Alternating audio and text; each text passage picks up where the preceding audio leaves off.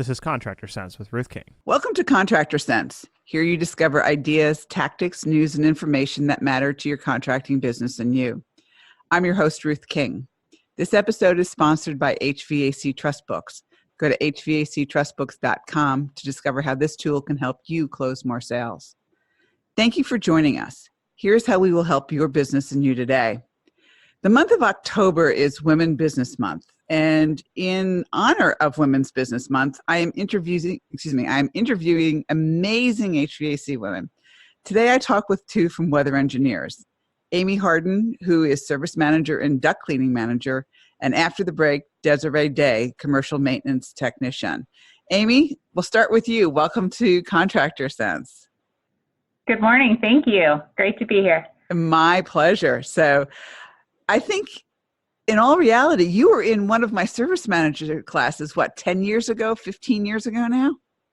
Yes, so at least 10 years ago. Yeah, and we've kind of kept in touch, and then you started working. I remember when Danny said he was thinking about hiring you, and I went, yes! But talk about, how did you get into the industry? I mean, what got you? I mean, you weren't working for Weather Engineers when I met you. You were working for another contractor. What got you in the industry? That is correct. I was working for an air conditioning contractor a little bit closer to where I live, and I had a roommate at the time. That was, 16 plus years ago. He just said we had an opportunity. They needed an office girl, and I took the position to build the job folders and do the accounts receivable and whatnot. And from there, the general manager loved the way that I dealt with the customers, so he moved me into the service department, and I just kind of grew from there. And before I knew it, I was running their service department and growing their maintenance department. And 16 plus years later, I'm now at Weather Engineers running theirs. Right. So, I mean, from office girl to manager, I think that's a pretty good transition. I cannot complain. I'm very, very, very fortunate. Yes. So let's talk about when you got to Weather Engineers. You were the first female service manager they had ever hired. So how tough was that? It was definitely a bit challenging. The gentlemen here, most of them have been here for a very long time, and they absolutely did not want a girl telling them what to do, which we can all respect that.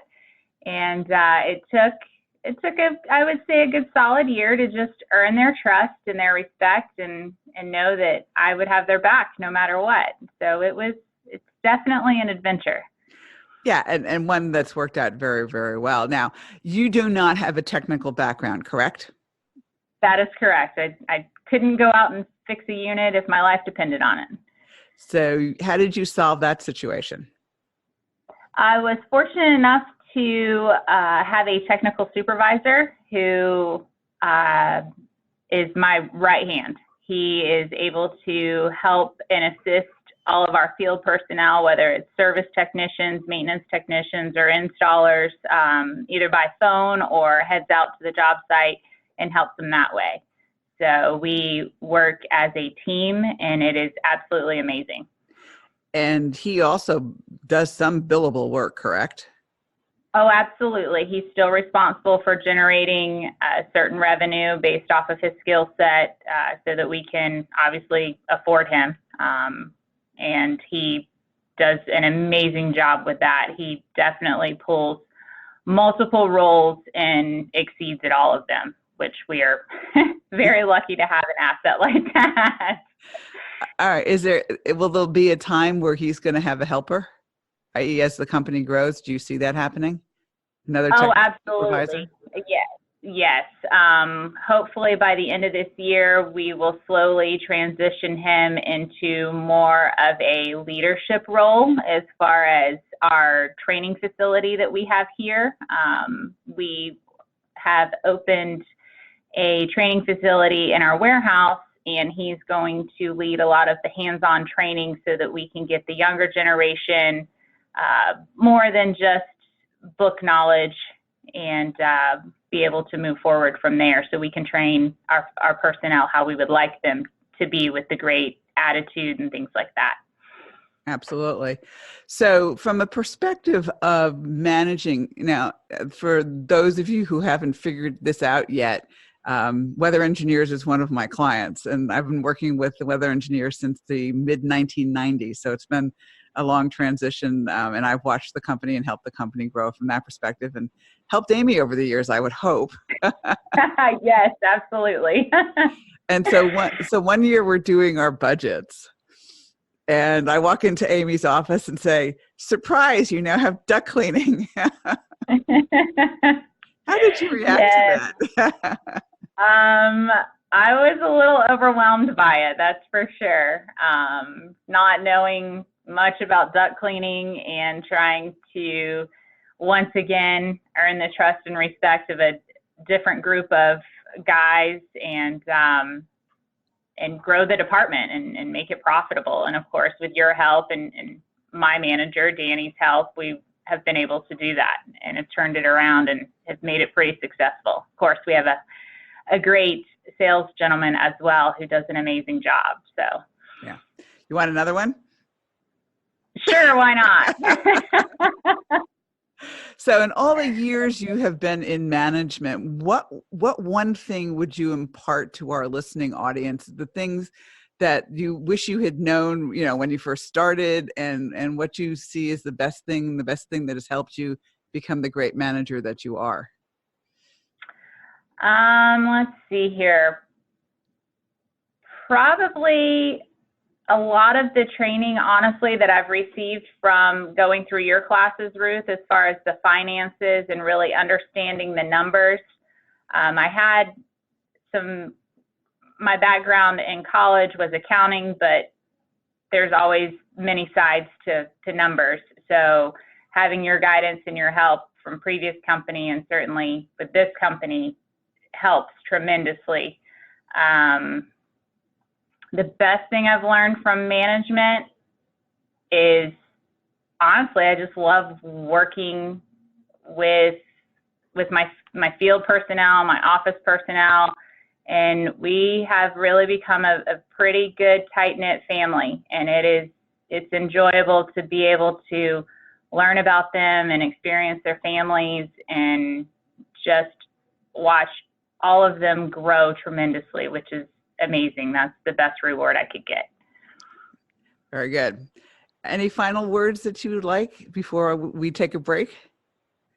If anyone is interested in being a manager, I certainly wouldn't be scared of it. Just embrace it. It's a fun adventure. Okay. Amy, thank you so much. And when we get back from break, we'll talk to Desiree. And thanks for listening to Contractor Sense. We'll be right back. I've seen my clients' salespeople struggle when a customer asks why they should use your company rather than the competition when your price is higher and you both are proposing the same equipment. I've seen technicians struggle when customers ask them whether they should replace an 18-year-old air conditioner. And most salespeople and technicians never ask the one question that most customers are concerned about, yet never ask. Can I trust you? I found a tool that gives your salespeople and technicians the ammunition to answer this question and more. And the tool works. How do I know? 68% of my clients are using it to increase sales and referrals. What is it? A trust book with your name on it as the author. More details are at hvactrustbooks.com. Warning, there is only one contractor per area that can get these great books. Some areas are already taken. They've gone to my clients. If you want your area and want to have a tool for your salespeople and technicians to increase referrals and sales, then go to hvactrustbooks.com now and reserve your area. Eliminate costly warranty leak repair headaches. 3 years ago, Ruth King wrote a leak policy letter for one of her clients who was dealing with huge warranty leak issues. When she gave the letter to technicians and trained them on how to use it, warranty leaks went from zero, that's right, zero. Then, she gave the letter to one of her other clients and any contractor who wanted it. The results? The same, zero warranty leak repairs. The unexpected benefits? An increase in replacement sales.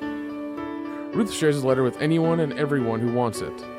So, get your sample leak policy letter for free. No strings, no catches, no guaranteed results. Go to hvacchannel.tv or call us at 877-520-4321. Click on the link in the middle of the homepage to get your free leak policy letter. I hope you experience zero warranty leak repairs and eliminate a major costly headache. We're back. Thanks for listening to Contractor Sense. Before the break, we spoke with Amy Hardin, who is a service manager for Weather Engineers. And after the break, and right now we're going to talk to Desiree Day, who is the commercial maintenance technician and works for Amy, correct? Yes, ma'am. So let's talk a little bit about your background. How did you get into the industry, and how did you decide you wanted to be in this industry? I like to say that they found me, more so to say. I was presented the opportunity to learn a trade, which I was skeptical about at first, very scared to do. And then I just went to school out in Texas for a short period of time of 6 weeks, learned, moved out to Florida, then eventually moved to Jacksonville where I landed here with Weather Engineers. Very good. And so you said you were scared when you started. What got you to do it anyway? I think myself, like just telling myself that I can't do it gave me the drive to do it. Like I like to psych myself out to believe I can in order to push myself that I can. So I'm kind of like my own motivation. So yeah. You can do it. You can absolutely do it. Yeah. And I'll bet that Amy has been a lot of helping you along the way, right? Definitely, most definitely. So you came to interview at Weather Engineers. What did you think when you first walked into the building? Wow was the first thing because they've been open for so long. So that was my first reaction. Just seeing the plaques across the wall and the banners celebrating 55 years was like, wow, you know. Going through the interview process was a little scary, but then when I was told that the service manager was a woman, it was shocking and scary and exciting at the same time because it's just I've never heard of a woman in this field, let alone as a manager. So it was just like, yay, another one of me, you know. So that was exciting, but it was just like, oh no, but she's a woman. So it's just like I know it can be tough because we have barriers that we have to break through. So we have to hold a certain mentality so we're not looked at as emotional or weak so it was exciting and scary at the same time. Yeah. And how was it dealing with the guys who were there, the team that was there? Were they shocked to see a woman?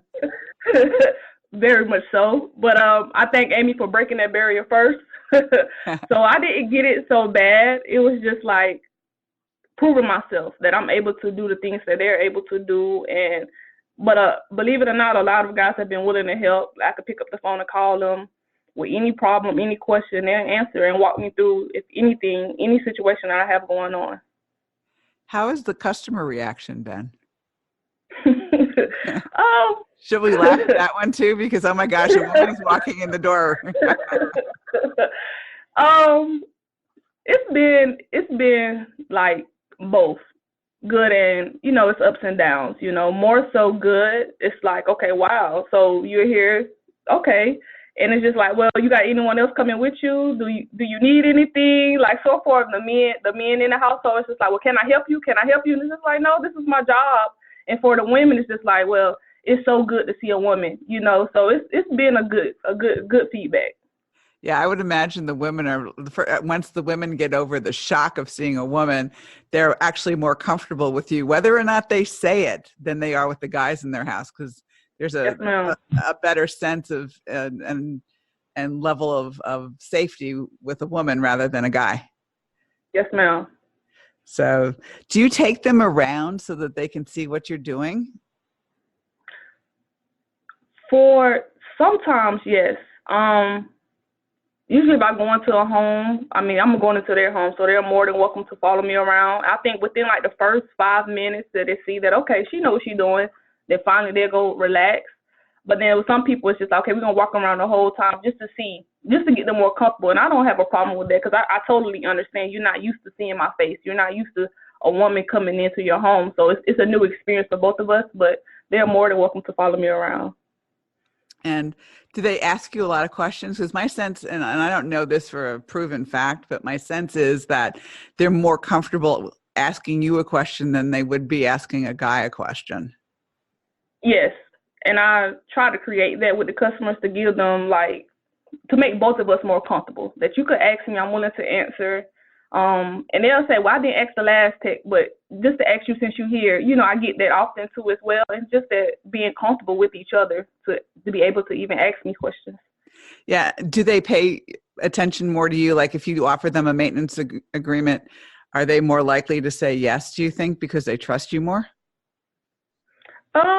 Yes and no. It depends on the customer. It's kind of yes and no. Okay. I really can't distinguish between it, but I kind of say yes and no. Okay. And I'm going to ask you the same question I asked Amy. What do you see in terms of career path and where do you want to go with this? And what would you like to say to anybody who is thinking about, any woman who is thinking about getting into the industry? So that's 2 questions. As far as my career path, of course, I would love to get more into the service side and to be a service tech. For any women that's looking into it, I say to them that we're no longer looking at the glass ceiling. We are breaking the glass ceiling now. So it's no longer a man field. It's our field too. So you just got to take that chance and get the courage and just go for it. And then we'll break the glass ceilings together. How's that?